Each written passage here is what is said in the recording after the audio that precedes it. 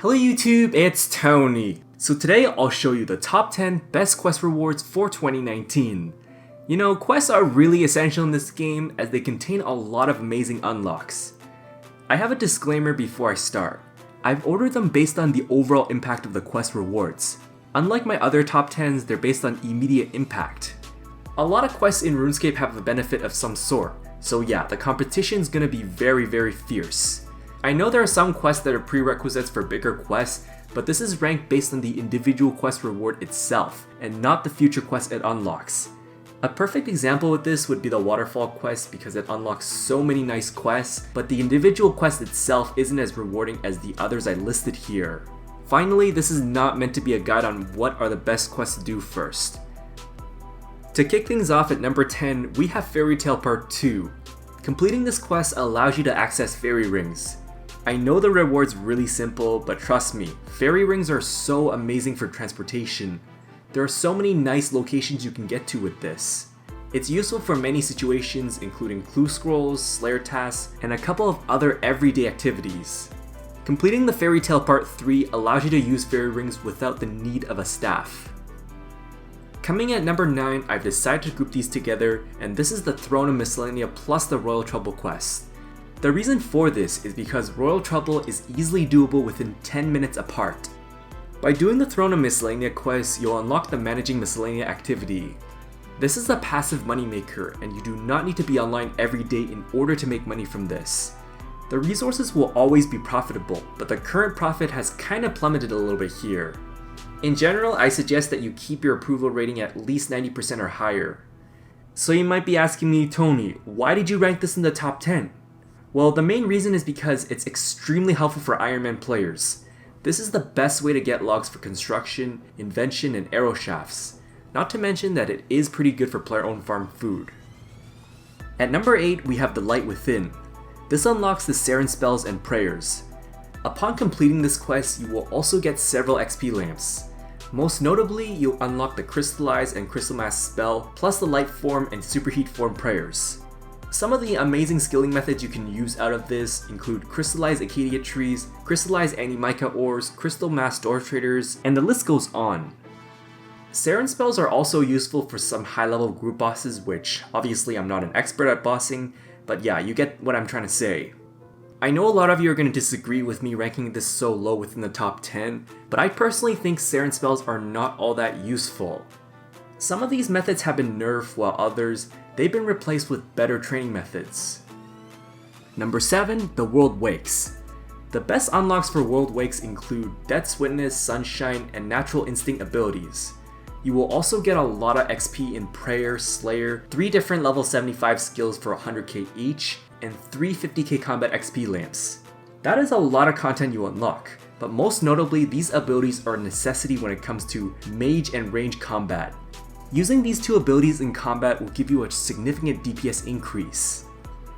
At number 6, we have Jack of Spades. Completing this quest unlocks you some nice methods for difficult gathering skills. It will not only make them faster, but also more AFK for these levels. The 2 most notable methods are Acacia trees and the Menaphos fishing. That is not all, because we also have the Corrupted Scarabs. They're very amazing for Slayer XP at the low and mid levels. A lot of you will notice that Slayer training is really slow at first when you're doing it regularly, but squishing bugs is actually pretty decent XP. Not to mention that it's good low level cash for Iron Man players. The Shifting 2 minigame will give you fast camouflage fragments for thieving, as well as offering you good agility and crafting XP for Iron Man players.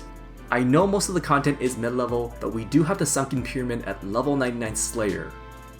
Then at number 5, we have Smoking Kills.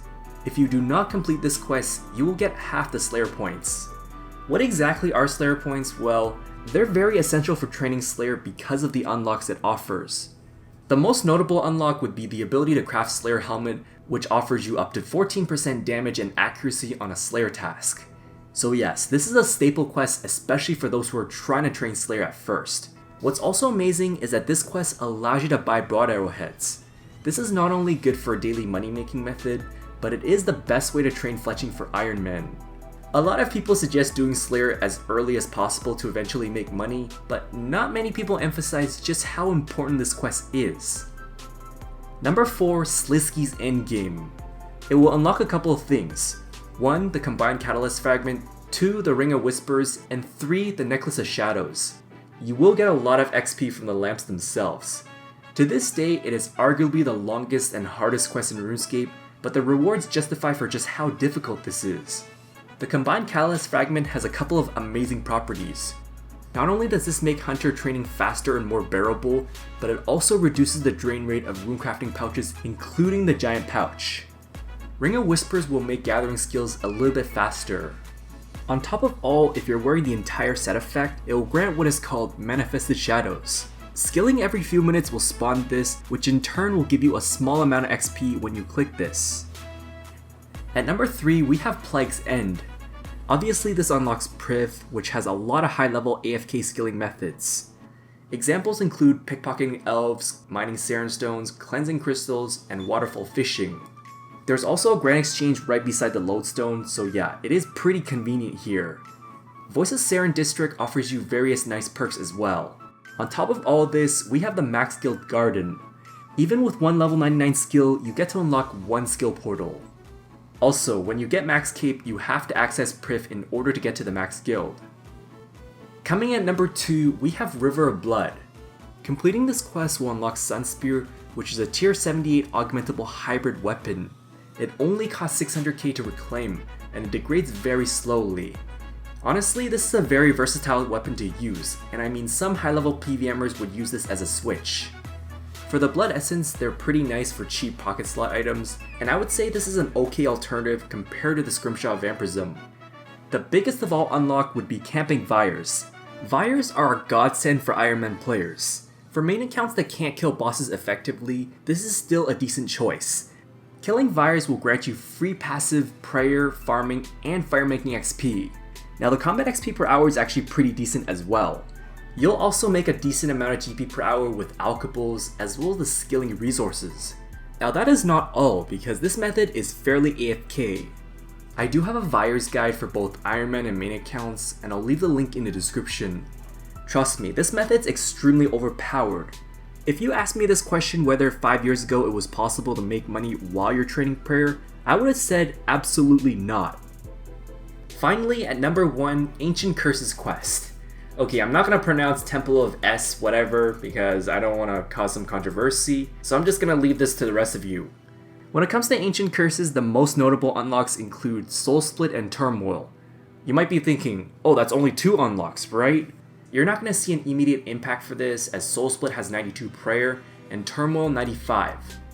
However, the moment you unlock Turmoil and Soul Split, this is very amazing. Healing damage while you're killing monsters makes it so that you almost never have to bank. This makes it extremely useful for mid-level bossing, doing Slayer, and many combat training methods. At many high-level bosses especially, Turmoil's accuracy and damage boost is a big difference maker. Although I've given you the top 10 quest rewards, here are 5 honorable mentions that did not make the top 10, but they have still very amazing rewards. Number 1, Desert Treasure, and this will unlock Ancient Magics. Now while Ancient Magics do have a nice healing effect, it's not really needed here. You might be thinking, well, it's really helpful for the Abyss, right? Trust me, you don't need this in the Abyss even at low levels. In most situations, you would probably resort to using regular spellbook anyways. Other than that, it is a requirement for Ancient Curses however. Lunar Diplomacy. While this unlocks lunar spells, but they aren't heavily used compared to the other 2 spellbooks. We do have Disruption Shield and Borrowed Power from Livid Farm, which is really amazing at high level PVM. I know a lot of you like to base your information from high level PVM, but it shouldn't be the determining factor for everything here. Third on this list, we have the Elder Kiln. This unlocks the Takozo ring plus the Fight Kiln. For the Takozo, you'll get unlimited bank teleports, plus it's the fastest way to get to fairy rings.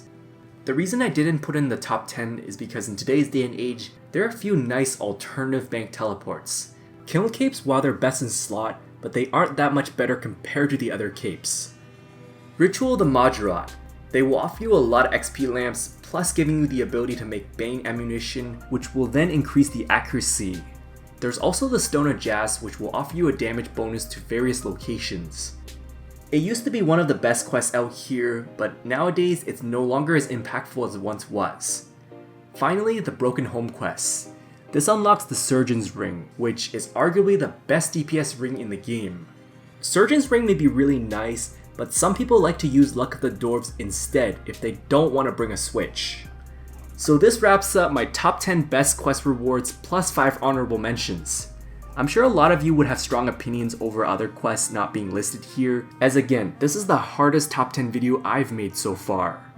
So yeah, thanks for watching and I hope it helps. If I missed anything, feel free to ask. Also, be sure to subscribe if you haven't done so already, because I will do more top 10s in the future.